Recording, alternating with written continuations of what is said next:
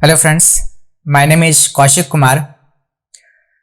पिछली की वीडियोस में आपने देखा कि फाइनेंशियल फंक्शन हमने पढ़ा था कि पीएमटी फंक्शन का यूज़ कैसे किया जाता है, और पीएमटी फंक्शन को मैंने दो पार्ट में सिखाया, जिसमें पहले पार्ट में आपने सीखा कि बिल्कुल बेसिक यूज़ की पीएमटी होता क्या है और उसका यूज़ हम कैसे करते हैं।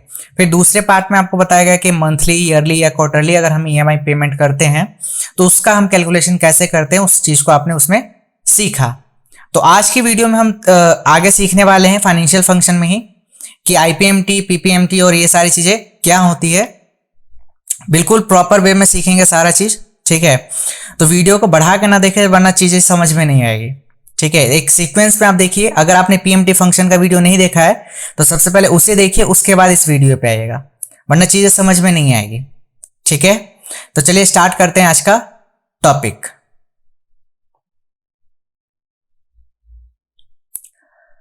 देखिए, सबसे पहले हमने पीएमटी फंक्शन सीख लिया था। पीएमटी फंक्शन में क्या होता था ऑलरेडी मैं बता चुका हूं कि उसमें हम ईएमआई का कैलकुलेशन निकालते हैं कि हर महीने हमारा ईएमआई कितना जाएगा, ठीक है।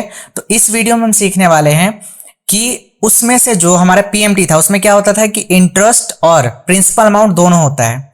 तो इस वीडियो में हम सीखेंगे कि पीएमटी आईपीएमटी की मदद से हम कैसे जो है इंटरेस्ट का पैसा सिर्फ निकाल सकते हैं कि सिर्फ हर महीने मेरा इंटरेस्ट कितना जा रहा है। पीएमटी में क्या होता है, प्रिंसिपल और इंटरेस्ट दोनों निकलता है, लेकिन हम आईपीएमटी में क्या निकालते हैं, सिर्फ और सिर्फ इंटरेस्ट, ठीक है। तो आपके स्क्रीन पे सामने दिख रहा है, जिसमें देखिए सबसे पहले लिखा हुआ है कि आईपीएमटी फंक्शन होता क्या है, सामने जस्ट आपके लिखा हुआ है, ठीक है। और प्लस आपको ये जो फाइल है प्रैक्टिस के लिए वो डिस्क्रिप्शन बॉक्स में मिल जाएगा, आप वहां से डाउनलोड करके इसको नोट डाउन कर सकते हैं और उसको प्रैक्टिस कर सकते हैं, ठीक है। तो आपके सामने ये लिखा हुआ कि आईपीएमटी फंक्शन क्या होता है। आईपीएमटी फंक्शन मैं पहले ऑलरेडी समझा देता हूं आपको, उसके बाद आप इसे पढ़ के भी समझ सकते हैं, ठीक है। बेसिकली आईपीएमटी फंक्शन का मतलब होता है इंटरेस्ट पर मंथ, ठीक है। इंटरेस्ट पर मंथ टेन्योर, मतलब अगर किसी चीज को हम भागों में देते हैं तो उसे टेन्योर कहते हैं, ठीक है। तो क्या होता है कि जब हम कोई भी चीज ईएमआई पे खरीदते हैं तो जब हर महीने का हमारा किस्त बनता है, ईएमआई बनता है, तो उसमें क्या होता है कि प्रिंसिपल अमाउंट प्लस इंटरेस्ट, अगर जैसे हम सामान लेने जाते हैं, मान लीजिए कि आपने रेफ्रिजरेटर लिया या कुछ भी ऐसा कुछ चीज लिया या फिर लोन लिया, तो लोन पे हमें क्या देना होता है, इंटरेस्ट देना होता है कुछ, ठीक है। तो जो इंटरेस्ट देना होता है तो उसी प्रिंसिपल अमाउंट में ऐड करके आपको बोल दिया जाता है कि इतने का ईएमआई बना है, आपको हर महीने इतना ईएमआई देना है, ठीक है। तो हमें पता नहीं चलता कि उसमें से इंटरेस्ट कितना जा रहा है और प्रिंसिपल अमाउंट कितना जा रहा है। तो वही चीज मैं आज बता रहा हूं आपको कि हम उसमें से इंटरेस्ट का पैसा सिर्फ कैसे निकालेंगे, किस फंक्शन की मदद से वो निकलता है, वो आज हम पढ़ने वाले हैं, ठीक है। ये मैंने समझा दिया, बाकी आप इसको पढ़ के समझ सकते हैं। इसके बाद ये आईपीएमटी फंक्शन का पर्पस क्या होता है, सिर्फ get interest in given period. ये सिर्फ इंटरेस्ट का अमाउंट आपको निकाल के देता है जिस पीरियड में से आप चाहते हैं, ठीक है। रिटर्न वैल्यू क्या देता है, आपको इंटरेस्ट का अमाउंट निकाल के देता है। जब हम ये फंक्शन लगाते हैं तो जो फंक्शन का नीचे आर्गुमेंट चल रहा है तो वो उसमें क्या क्या पूछेगा, सेम देखिए पीछे जैसा ही है, बस एक चीज बढ़ गया। वो क्या बढ़ गया है, पर का मतलब होता है पीरियड, ठीक है। तो सबसे पहला होता है रेट, रेट मतलब वही जो भी इंटरेस्ट रेट है उसका, ठीक है। पर का मतलब पीरियड, कौन से महीने का आप जानना चाह रहे हैं कि आपका इंटरेस्ट कितना जाएगा, ठीक है। एनपीआर, एनपीआर का मतलब होता है number of period. PV, PV का मतलब होता है present value. FV future value. देखिए ये चीजें जो है ना ऑप्शनल है, आप चाहें तो यूज कर सकते हैं, नहीं चाहे तो नहीं करें, ठीक है। इसके बाद ये 2003 के वर्जन से हमारा ये फाइनेंशियल फंक्शन स्टार्ट है, उसके पीछे के वर्जन में आपको नहीं मिलेगा, ठीक है। इसके बाद एक एग्जाम्पल से इसको जल्दी से समझ लेते हैं कि ये कैसे काम करता है।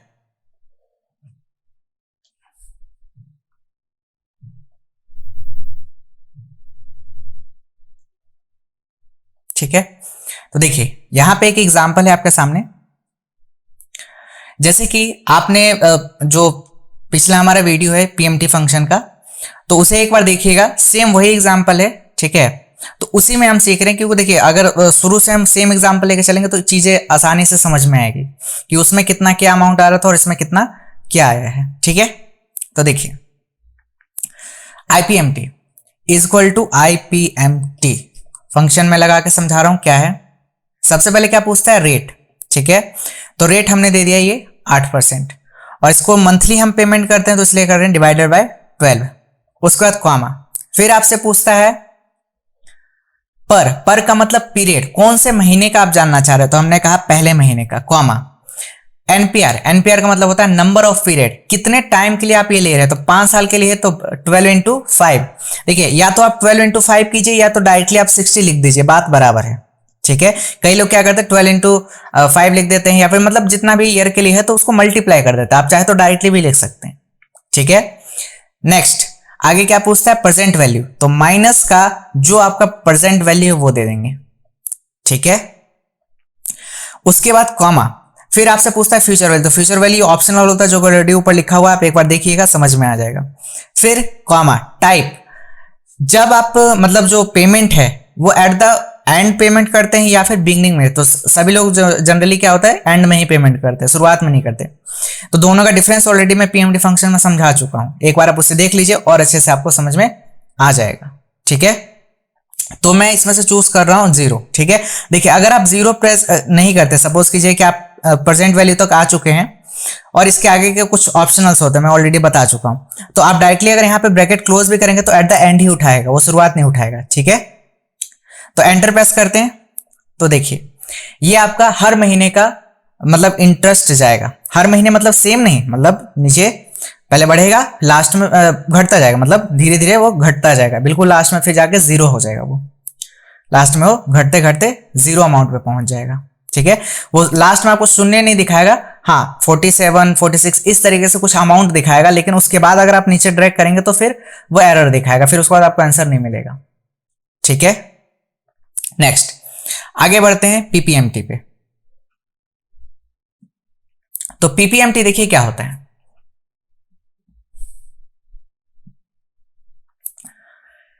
पीपीएमटी में क्या होता है कि सिर्फ और सिर्फ ये प्रिंसिपल अमाउंट निकाल के देता है। क्या देता है, प्रिंसिपल अमाउंट, कि जो हम ईएमआई पेमेंट कर रहे हैं उसमें से प्रिंसिपल अमाउंट कितना जा रहा है। ठीक है, अभी हमने पीछे पढ़ा इंटरेस्ट और अब सीख रहे हैं कि प्रिंसिपल अमाउंट कैसे निकालेंगे, कोई भी अगर ईएमआई देते हैं तो उसका प्रिंसिपल अमाउंट कितना जा रहा है वो हमें निकालना है। ठीक है, तो देखिए पीएमटी फंक्शन के बारे में, पीपीएमटी के फंक्शन के बारे में मैंने इधर लिख भी दिया है, आप इसको पढ़ के समझ सकते हैं अच्छे तरीके से। ठीक है, यहाँ पे देख सकते हैं लिखा है to calculate the principal portion of a given loan amount, मतलब किसी भी महीने का आप चेक कर सकते हैं कि इस महीने में मेरा प्रिंसिपल अमाउंट कितना गया, इस महीने में कितना गया। ठीक है, इसके बाद इसका पर्पस क्या होता है, पर्पस होता है get principal payment in a given period, और रिटर्न क्या करता है ये प्रिंसिपल पेमेंट। ठीक है, देखिए फंक्शन बिल्कुल सेम है जैसे आपने आईपीएमटी में पढ़ा, सेम सारा वही सेम फंक्शन है।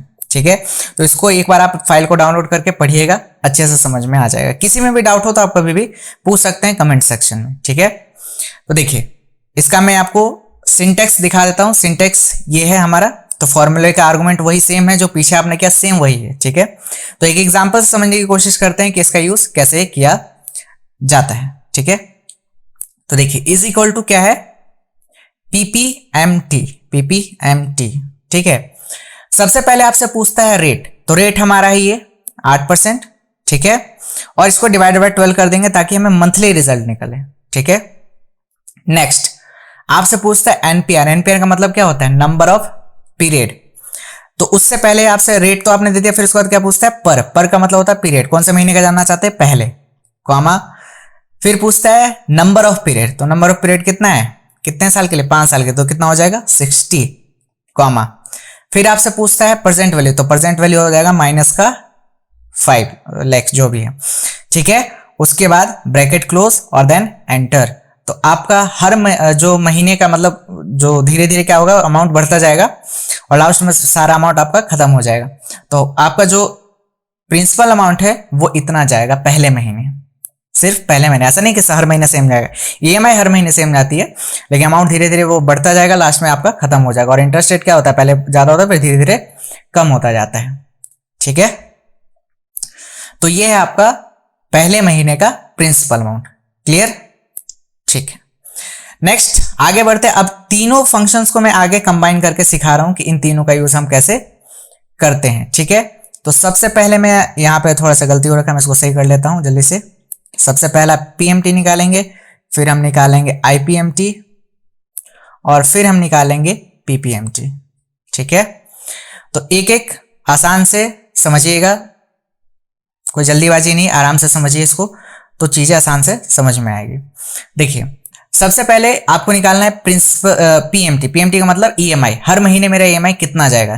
जैसे कि आपने बाइक का लोन लिया 5 लाख का, ठीक है, और 8% का इंटरेस्ट रेट है 5 साल के लिए। तो सबसे पहले एक कॉलम बना लीजिए आप मंथ का, जिसमें 1 से लेकर 60 तक आपको क्या करना है, नंबर्स लिख लेने हैं। वो ऑलरेडी मैं सिखा चुका हूं, फिल सीरीज से आप एक बार में जनरेट कर सकते हैं, ठीक है।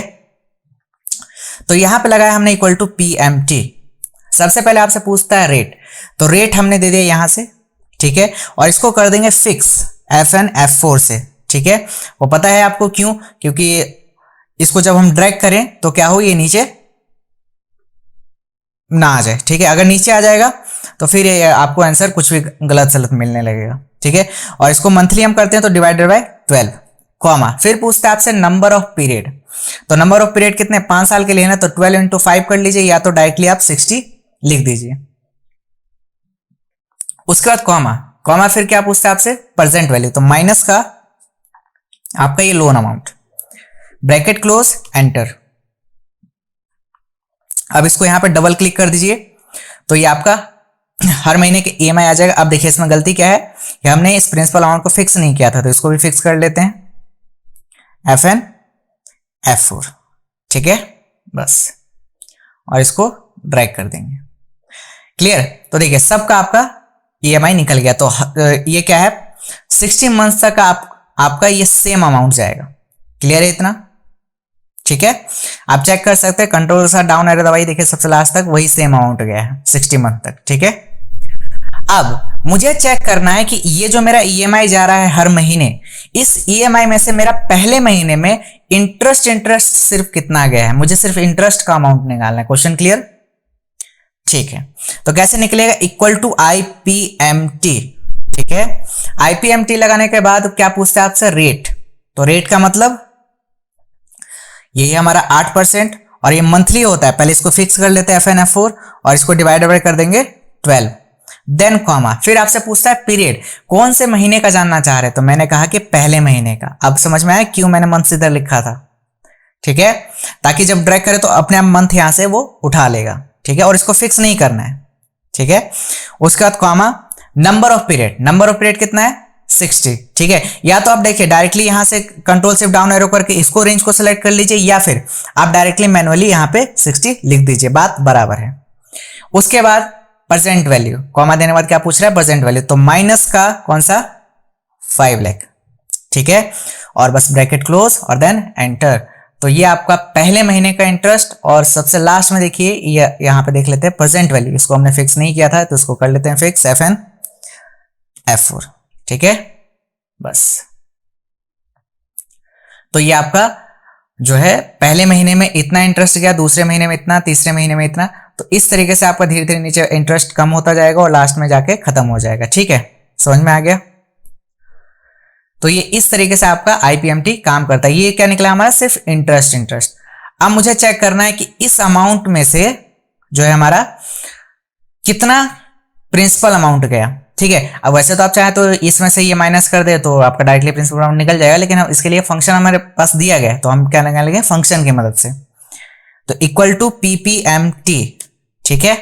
सबसे पहले क्या पूछा, रेट, तो रेट क्या है हमारा 8% डिवाइडेड बाय 12, और इसको हम कर देंगे फिक्स, ठीक है, FN F4, देन कॉमा, फिर आपसे पूछता है पर का मतलब पीरियड, कौन से महीने का जानना चाहता है, पहले महीने का, comma, number of period 60, comma, present value minus का ये आपका लोन अमाउंट, ठीक है, और इसको कर देंगे फिक्स, ठीक है, ब्रैकेट क्लोज देन एंटर। तो पहले महीने आपका प्रिंसिपल अमाउंट इतना जाएगा, दूसरे महीने इतना जाएगा, तीसरे महीने इतना जाएगा, वो आपको यहां पे दिखेगा, ठीक है। तो प्रिंसिपल अमाउंट देखिए हमारा धीरे धीरे बढ़ता है नीचे, है ना, और लास्ट में जाके खत्म हो जाएगा। तो ये जो डेसिमल वैल्यू आ रहा है, आप डेसिमल वैल्यू चाहे तो यहां से हटा सकते हैं, ठीक है। इसका भी अगर आप हटाना चाहें तो इसको भी सिलेक्ट कर लीजिए ऐसे, और इसको यहां से भी हटा दीजिए, ठीक है। तो इस तरीके से आप किसी भी लोन अमाउंट का सेपरेट कैलकुलेशन कर सकते हैं कि हर महीने मेरा EMI कितना जा रहा है, और उसमें से मेरा इंटरेस्ट रेट कितना जा रहा है, और इंटरेस्ट नहीं मतलब इंटरेस्ट कितना जा रहा है, सिर्फ और सिर्फ इंटरेस्ट, और उसमें से मेरा प्रिंसिपल अमाउंट कितना जा रहा है हर महीने, ठीक है, तो आप ये अलग अलग करके निकाल सकते हैं। तो उम्मीद है आपको ये तीनों चीज समझ में आया कि आईपीएमटी, पीपीएमटी क्या होता है, और तीनों को मैंने कंबाइन करके भी इधर दोबारा से मैंने सिखा दिया। ठीक है, वीडियो थोड़ी सी लंबी हो सकती है, लेकिन एक एक चीज को प्रॉपर मैनर में समझते हुए चलेंगे। ठीक है, अगर कुछ भी डाउट हो तो आप कमेंट सेक्शन में पूछ सकते हैं। ठीक है, नेक्स्ट फंक्शन की तरफ बढ़ते हैं। देखिए, इसमें जो जितने भी फाइनेंशियल फंक्शन में जैसे जब हम लगा रहे हैं जो फंक्शन है, तो इसमें जितने भी चीजें पूछी जा रही है, इसमें आपको मैं सारा चीज क्लियर करते हुए चल रहा हूं। ठीक है ना, इसका सारा फंक्शन आपको इस वीडियो में कंप्लीट हो जाएगा। ठीक है, उसके बाद और भी कुछ जो छोटे मोटे फाइनेंशियल फंक्शन है उसको भी हम कवर अप कर लेंगे। अभी थोड़ा सा ये वीडियो लंबा होगा, लेकिन हम एक एक चीज को प्रॉपर मैनर में समझते हुए चलेंगे। ठीक है, तो बढ़ते हैं नेक्स्ट हमारे फाइनेंशियल फंक्शन की तरफ, जिसका नाम है पीवी। पीवी का मतलब होता है प्रेजेंट वैल्यू। ठीक है, प्रेजेंट वैल्यू का काम क्या होता है? Get the present value of an investment, मतलब जो हम इन्वेस्टमेंट करते हैं उसका प्रेजेंट वैल्यू क्या है। या फिर इसका एग्जांपल अभी मैं नीचे आपको दे के दिखाता हूं, उसके बाद आपको और अच्छे से क्लियर होगा। ठीक है, और इसका रिटर्न वैल्यू क्या होता है? Present value. देखिए, आर्गुमेंट वही चीज है, जब आप नीचे चलाएंगे फंक्शन तो वो आर्गुमेंट ये चीजें पूछेगा आपसे, वो चीज मैं आपको अभी एग्जांपल से करके दिखाता हूं। ठीक है, और इधर साइड में मैंने ये जो पीवी फंक्शन वो क्या होता है उसके बारे में मैंने इधर लिख दिया है, आप इसको देख के पढ़ के समझ सकते हैं। ठीक है, बाकी मैं एक एग्जांपल से आपको अच्छे से और समझाता हूं। इसका जो सिंटेक्स होता है वो ये होता है। ठीक है, तो पीवी का एक एग्जांपल समझते हैं क्या होता है। जैसे कि मान के चलिए, फॉर एग्जांपल, जैसे कि आपने पीछे बाइक का लोन लिया था आपने। ठीक है, और रेट कितना था? 8% और 5 साल के लिए लिया था। तो मान के चल रहा है कि मेरा हर महीने का ईएमआई जो है वो इतना जा रहा है। फॉर एग्जांपल, हर महीने का मेरा ईएमआई इतना जा रहा है और उसका इंटरेस्ट रेट है 8% और 5 साल के लिए, लेकिन आपको प्रेजेंट वैल्यू नहीं पता कि आपने लोन कितने का लिया था। समझ में आया? अभी तो हमें पता है क्योंकि हमने पीछे का एग्जांपल ही मैंने, देखिए पीछे का एग्जांपल जो था ना, उसी का मैंने ईएमआई उठाया है। ठीक है, ताकि चीजें आसानी से समझ में आ जाए। देखिए, अगर मैं अपनी तरफ से कोई भी लोन अमाउंट उठाता फिर आपको कंफ्यूजन होता कि ये आंसर सही है गलत है, तो ये क्रॉस वेरीफाई के लिए इजी है आपके लिए कि मैंने पीछे अमाउंट का ही जो अमाउंट था उसी को मैंने ईएमआई यहाँ पे ले लिया है। देखिए यहाँ पे आप देखेंगे आईपीएमटी फंक्शन में जाकर के, तो पहले महीने का मेरा 10,138 रुपए ईएमआई है, जो कि किसका है? 5 लाख का। तो यही अमाउंट हमें यहाँ पे निकालना है कि ये कैलकुलेशन कैसे करेंगे। मतलब कि अगर हमें प्रिंसिपल अमाउंट नहीं पता, लेकिन हमें ये पता है कि रेट कितना है और इंटरेस्ट रेट और पीरियड कितने टाइम के लिए हम ले रहे हैं और ईएमआई हर महीने मेरा कितना जा रहा है, लेकिन मुझे अब पता करना है कि मेरा जो प्रेजेंट वैल्यू था, जो मेरा प्रिंसिपल वैल्यू था, वो कितना था मुझे नहीं पता। ठीक है, वो मुझे पता करना है कि कितने का मैंने लोन लिया था। तो ऐसा सिचुएशन आ सकता है कि कभी आप लोन का अमाउंट भूल सकते हैं, तो लेकिन अगर आपके पास ये फंक्शन है तो इसकी मदद से आप जान सकते हैं।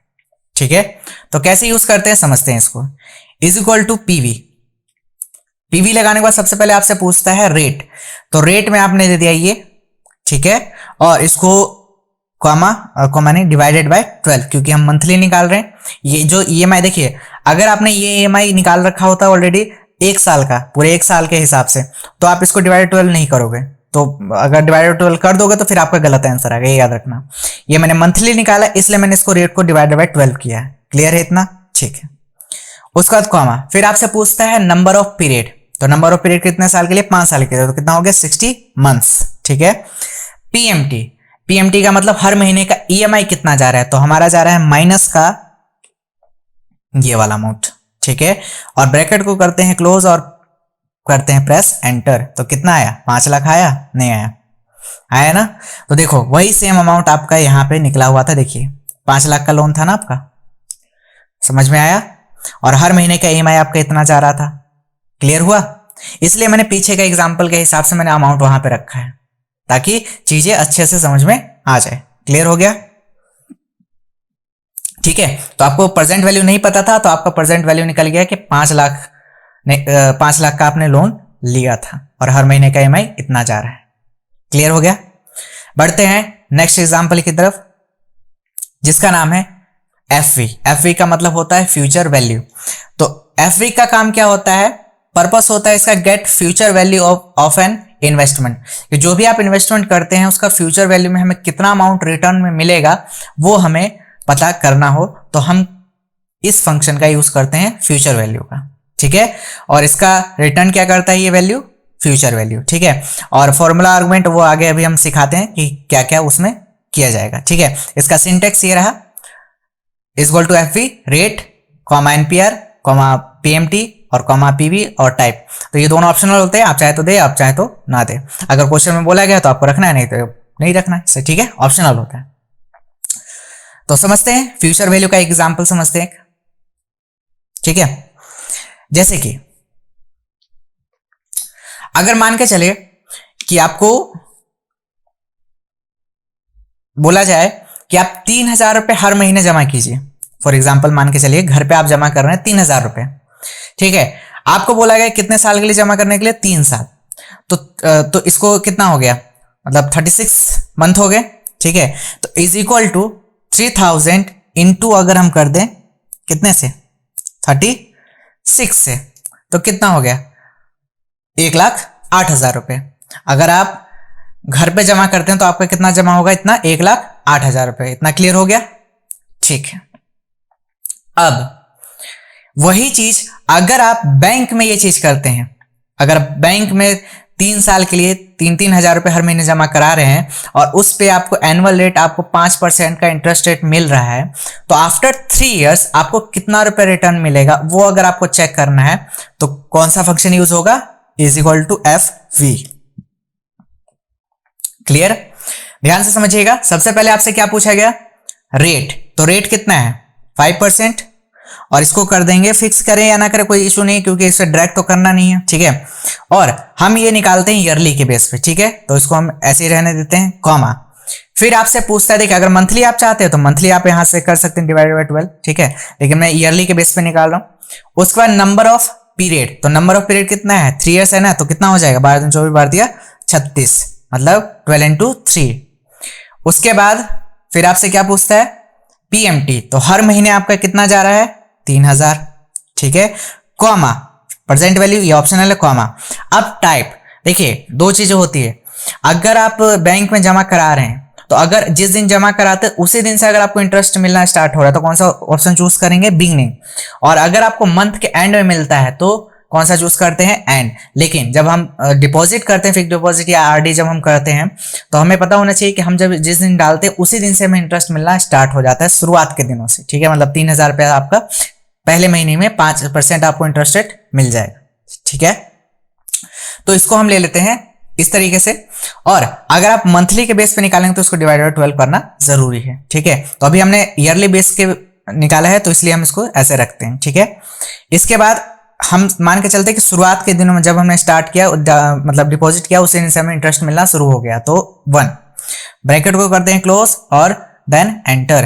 तो आपको आफ्टर 3 इयर्स आपको इतना रुपया रिटर्न में मिलेगा अगर आप 3 इयर्स में लेंगे तो, ठीक है। और वही चीज अगर मैं यहां पे इसको कर देता हूं डिवाइडेड बाय 12, डिवाइडेड बाय 12, तो आपको इतना मिलेगा। और ये भी चीज क्या है, ये जो आपको निकला है ये आपका पूरा 36 मंथ का है, मंथ वाइज, ठीक है ना। तो वैसे ही अगर हम इसको डिवाइडेड बाय 12 कर दें तो ये हमारा ईयरली था, ये जो इंटरेस्ट रेट था ईयरली था, तो ये मंथली वाइज अगर आप कन्वर्ट करेंगे तो आपको इतना रुपए मिलेगा आफ्टर क्या बोलते हैं आपका 3 इयर्स, ठीक है ना। अगर आप इंटरेस्ट रेट को डिवाइड कर देते हैं इतने से, लेकिन अगर आप ईयरली वाइज निकालेंगे तो आपका अमाउंट बहुत ज्यादा आगे चला जाएगा, जो कि फिर वो लगेगा ही नहीं आपको कि उतना ज्यादा अमाउंट मिलेगा, ठीक है। तो इसको डिवाइडेड बाय 12 करेंगे तो आपको लगेगा कुछ सही है अमाउंट हमारा, ठीक है। बेसिकली इसको डिवाइडेड बाय 12 ही आपको करना है, ठीक है। क्लियर, ठीक, क्योंकि मंथली आप जमा कर रहे हैं तो मंथली आपको इंटरेस्ट रेट मिलेगा, क्लियर है। तो इसलिए इसको डिवाइडेड बाय 12 करना जरूरी है, क्लियर। तो आगे बढ़ते हैं नेक्स्ट। एक इसका मैनुअल तरीका है, इसका मैनुअल अप्रोच क्या है वो ध्यान से समझिएगा। अब हमें चेक करना है कि ये जो हमारा अमाउंट निकला था 1,16,744 रुपए, जो आपका पीछे निकला 1,16,744 रुपए, क्या ये मेरा अमाउंट सही है या गलत है। अब वो चेक करने के लिए हम इसको मैनुअल अप्रोच से समझते हैं कि मैनुअल अप्रोच से ये कैसे सॉल्व होगा। मान के चलिए कि पहले महीने आपने ओपनिंग बैलेंस जो डाला था तो ओपनिंग बैलेंस तो यहाँ पे 0 रहेगा, पहले महीने का कुछ नहीं। प्रिंसिपल वैल्यू आपका पहले महीने गया था, मान के चलिए कितना था, 3000 रुपये तो था, मान ना क्या 3000 रुपये तो आप जमा करा रहे हैं, और इंटरेस्ट रेट था आपका 5%। तो इस वैल्यू का इज इक्वल टू इस वैल्यू का कितना, इस वैल्यू का इनटू कितना करेंगे 5%, ठीक है 5%। तो ये निकल गया आपका पहले महीने का इंटरेस्ट। बट ये क्या निकला है ईयरली, तो इसको हम ईयरली नहीं निकालेंगे, इसको क्या करेंगे हम, एक मिनट रुकिएगा, कमेंट लग गया यहां से, इसको हम डिलीट कर देते हैं, एक मिनट। ये जो हमारा निकला है ये ईयरली के बेस में निकला है, तो उसको मंथली करने के लिए डिवाइडेड बाय 12, ठीक है। तो ये पहले महीने का आपका क्या निकला इंटरेस्ट, ठीक है। और होम टैब से जाकर के आप इसको जो है 0 वैल्यूज को मतलब डेसिमल पोर्शन को हटा सकते हैं, ठीक है। क्लोजिंग बैलेंस, तो क्लोजिंग बैलेंस कैसे निकलेगा, equal to this value plus this value, है ना। तो ये आपका यहाँ पे अमाउंट आ गया 3013 रुपए। अब यहाँ पे ओपनिंग बैलेंस कैसे लाएंगे, इक्वल टू दिस सेल, ठीक है, और एंटर, तो आपका ये ओपनिंग बैलेंस अब बना, ठीक है। और प्रिंसिपल वैल्यू देखिए हमारा ये जो 3 इयर्स के लिए तो 36 मंथ तक का आपका 3000 रुपये जमा होगा, तो यहाँ पे मैंने 3000 रुपये वापस से लिख दिया। अब मैं वापस बार बार नहीं लिखूंगा, अभी मैं बस समझाने के लिए आपको समझा रहा हूँ, ठीक है, लिख रहा हूँ। इसके बाद यहाँ पे अब इंटरेस्ट निकलेगा। अब इंटरेस्ट कैसे निकलेगा देखिए, इक्वल टू, अब ये ओपनिंग वाला भी बैलेंस हमारा क्या होगा, पहले equal to bracket open opening balance plus close, ये आपका प्रिंसिपल वैल्यू, ठीक है। और इसी को इनटू कर देंगे कितना 5% और डिवाइडेड बाय क्या कर देंगे 12, ताकि मंथली इंटरेस्ट रेट निकले, ठीक है। तो ये आपका दूसरे महीने का इंटरेस्ट रेट निकल गया। अब यहां पे क्या करेंगे, आप या तो ऑल्ट प्लस कर लीजिए या फिर इक्वल टू सम लगा करके तीनों को सम करेंगे यहां पे, इन तीनों वैल्यूज को, ठीक है। और ये आपको क्या लग रहा है, ये आपका बन रहा है कंपाउंड इंटरेस्ट। सिंपल इंटरेस्ट में क्या होता है, जो वैल्यूज होती है उस पर लगता है, कंपाउंड में क्या होता है कि आपका जो वैल्यू होता है उन प्रिंसिपल वैल्यू और ओपनिंग वैल्यू दोनों को जोड़ करके आपका वो निकाल के आंसर दे रहा है, ठीक है। अब कुछ नहीं करना, बस इसको नीचे इस पर डबल क्लिक कर दीजिए, सभी का वैल्यू आ जाएगा, इस पर डबल क्लिक कर दीजिए, यही 3000 रुपये 36 महीने तक चला जाएगा और इसका इंटरेस्ट निकल जाएगा सभी का, और इस पर डबल क्लिक कर दीजिए, ये भी सबका अमाउंट कैलकुलेट हो जाएगा। अब जरा सबसे लास्ट में चलिए, तो जरा चेक कीजिए, आफ्टर 36 मंथ मतलब 3 साल बाद आपको इतना ही अमाउंट तो दिखा रहा था वहां पे, जब आपने मंथली कैलकुलेट किया तो यही अमाउंट तो वहां पे आ रहा था, ये देखिए जरा चेक कीजिए, यही अमाउंट है ना। जब आपने मंथली इसको कैलकुलेट करवाया तो इतना ही तो अमाउंट आ रहा है आफ्टर 3 इयर्स। जब अगर आप बैंक में डिपॉजिट करते हैं तो आपको आफ्टर 3 इयर्स कितना मिलेगा, 1,16,744 रुपये। और वही देखिए मैंने मैनुअल में जहां कैलकुलेट किया वहां पे भी सेम वही एग्जैक्ट वैल्यू है। इसका मतलब क्या है, हमारा आंसर बिल्कुल सही है, ठीक है। तो इसको हमने क्रॉस वेरीफाई भी कर लिया, ठीक है। तो एक बार आप करके देखिए खुद से तो और अच्छे से समझ में आएगा, इसको साथ ही साथ प्रैक्टिस भी कीजिए, ठीक है। तो बढ़ते हैं अपने नेक्स्ट एग्जांपल की तरफ। एनपीआर, एनपीआर का मतलब होता है नंबर ऑफ पीरियड, ठीक है। नंबर ऑफ पीरियड का मतलब क्या होता है कि मान के चलिए कि अभी एग्जांपल में आगे दिखाता हूं, जैसे पहले इसको समझ लेते हैं पर्पस। इसका पर्पस क्या होता है कि get number of period of a loan और इन्वेस्टमेंट, और रिटर्न वैल्यू क्या करता है नंबर ऑफ पीरियड, ठीक है।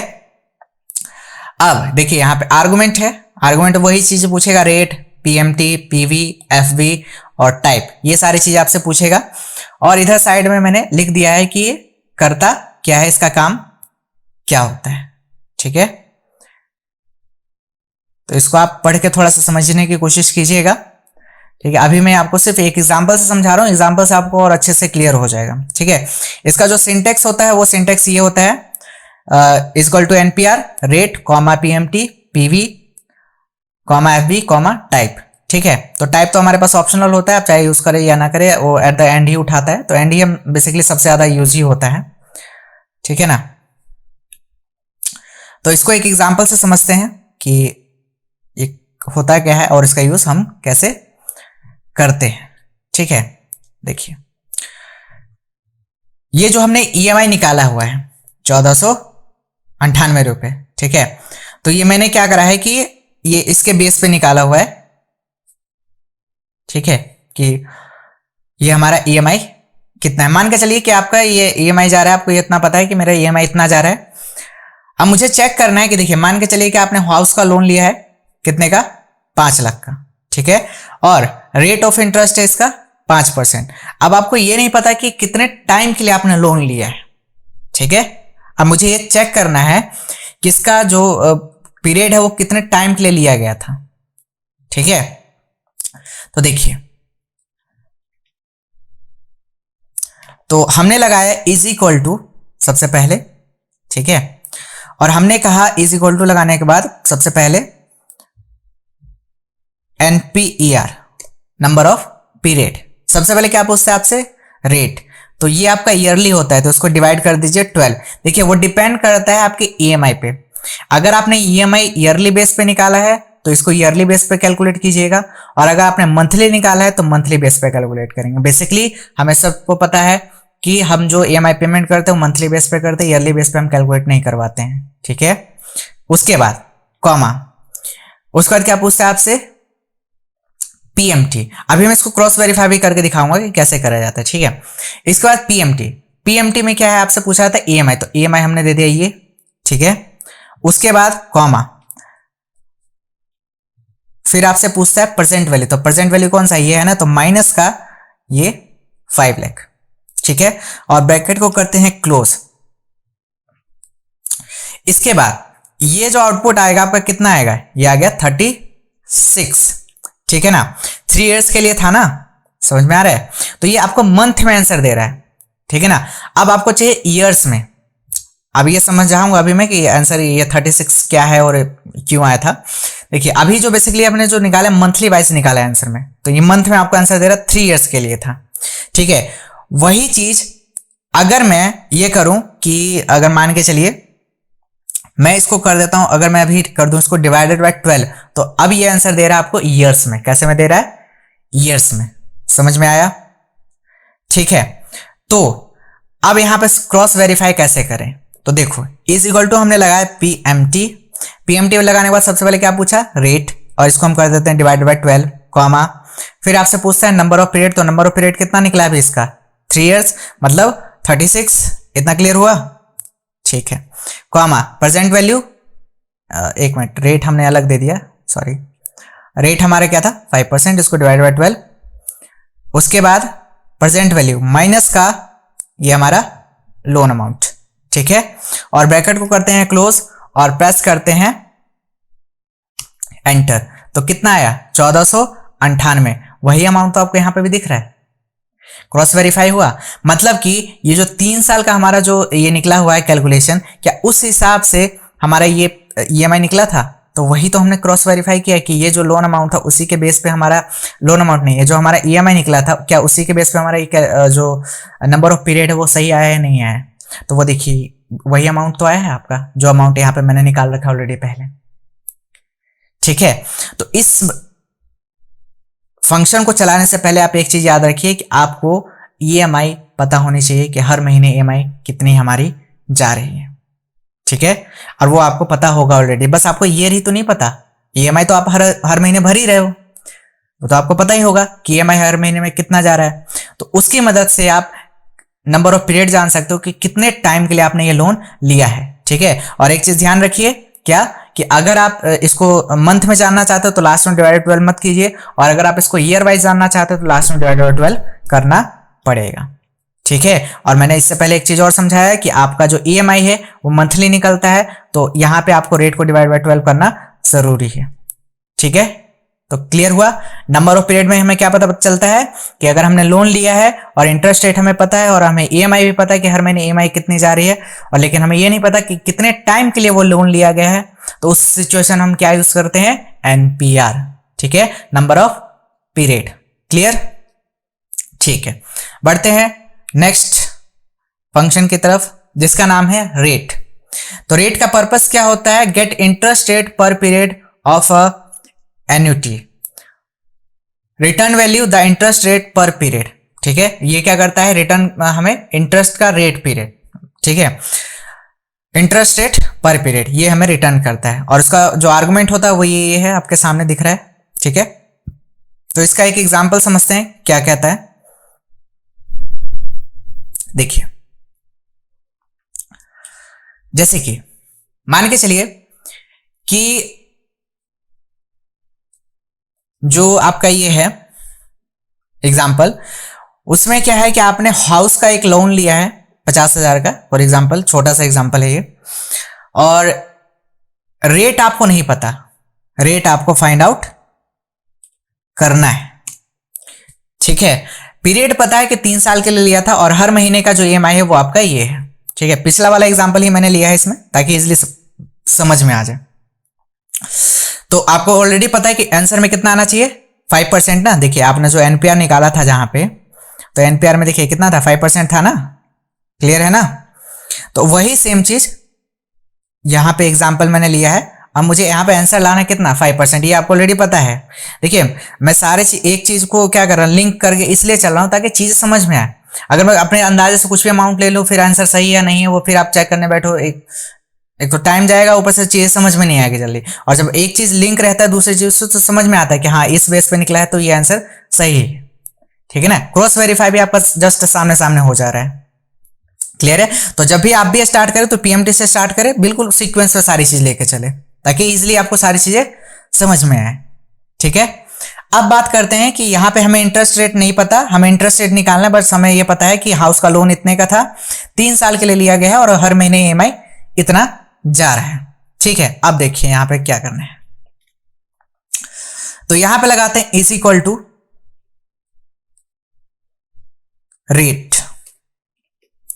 ठीक है, रेट लगाने के बाद सबसे पहले आपसे पूछा जाता है क्या, एनपीआर। एनपीआर का मतलब नंबर ऑफ पीरियड, तो 3 साल के लिए है तो उसको मंथली लाने के लिए 36, और इसके बाद पीएमटी, हर महीने का ईएमआई कितना जा रहा है, तो हर महीने का ईएमआई हमारा इतना जा रहा है। ठीक है, कॉमा, फिर माइनस का प्रेजेंट वैल्यू कितना है, ये वाला, इतना क्लियर हुआ। ठीक है, इसके बाद बाकी ये जो जितने भी ये ब्रैकेट में लिखे हुए सारे ऑप्शनल है। ठीक है, तो लास्ट में ब्रैकेट को करते हैं क्लोज और जस्ट प्रेस करते हैं एंटर। तो कितना है आपको दे रहा है आंसर, 0। अब मैं बताता हूं क्यों। देखिए, अब जो हमारा इंटरेस्ट रेट है, जो हमारा ये ईएमआई वगैरह ये सब जो है वो क्या जाता है, मंथली जाता है। तो जैसे ही लास्ट में आप इनटू में जैसे ही आप 12 करते हैं, इनटू में 12, तो देखिए आंसर आपका आ गया 5%। करेक्ट है, जो कि यहां पे आपने देखा जो ये एग्जांपल था वही एग्जांपल मैंने एनपीआर में सिखाया था, है ना, जिसमें नंबर ऑफ पीरियड निकालना था कि कितने साल के लिए लिया गया। तो 5% था ना, 50,000 का लोन था, उस पर कितना था, 5% का इंटरेस्ट रेट था। तो वही देखिए आपका सेम एग्जांपल यहीं पे लिया था मैंने, बस उसमें इंटरेस्ट रेट हमें निकालना, तो 5% ही चाहिए था हमें, तो जो कि आपके यहाँ पे आ चुका है। लास्ट में इंटू 12 करना है, तभी आपका वो परसेंटेज में कन्वर्ट होकर आंसर आपको मिलेगा। समझ में आया।